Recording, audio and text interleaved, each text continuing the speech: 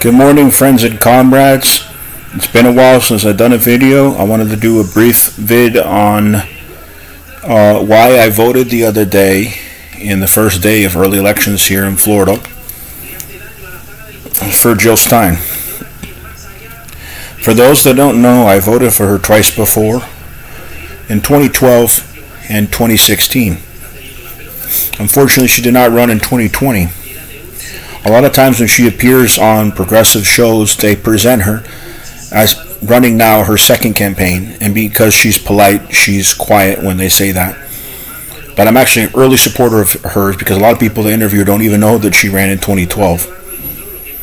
As a matter of fact, her first VP, Sherry Honkala, is a comrade of mine. She's had 3 different VPs.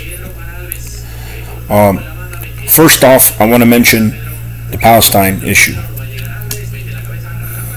President Reagan, who was to the left of to the left of Biden on this issue, called the Israeli Prime Minister, Begin, I believe, his name was Begin,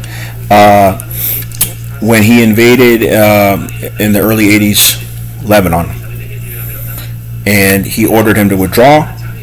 And I don't remember if it was the same day or the next day Israel withdrew. This is the influence the United States have over Israel to this day. Nor Kamala, nor Biden, who's quasi-dysfunctional at this point, have made that call to Netanyahu. So to those that say Israel controls the United States, although there's some truth to that when it comes to the influence of the Zionist lobby. But those that say they have no choice, Israel does what they want, the United States, their hands are tied, no, because the United States did it before.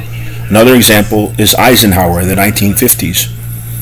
When the British, the French, and the Israelis invaded Egypt, they withdrew when Eisenhower said he was not going to take part. That's the influence of the United States, which continues to this day. So because the United States is complicit in the genocide, no progressive-minded person, no person who is in favor of humanity, who's against genocide, should vote for the overseers of said genocide. Now, the Green Party of the United States has been around since I was born, 1984. They're in most of the states because when they make laws that infringe on third parties, it's hard to do it against the Greens because they're grandfathered in. It's not, what's the term, retroactive, the laws that they pass. There is still attempts to get the Greens off the ballot, but it's much harder than other parties that are smaller, like the PSL, for example. So Claudia de la Cruz was on the ballot in Florida, but I thought I could make more of an impact voting for Jill Stein. I have some misgivings with Stein's current VP candidate. I've stressed that on Twitter. I don't need to get into that. But that's the main reason. Nobody can deny that Kamala is a co-overseer of a genocide. History will not be kind to those that have went along with this genocide in Gaza and Palestine and now Lebanon. Can you sleep at night? Can you look your children or grandchildren in the future in the face and say, yeah, I voted for that overseer? Or could you say, I didn't vote at all, which is not as bad? Or you could say, I voted for a candidate I believe in, even though we're not in a real democracy.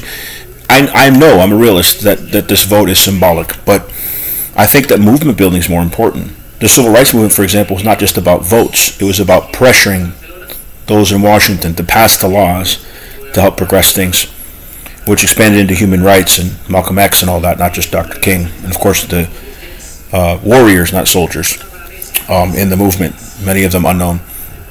Thank you, friends and comrades.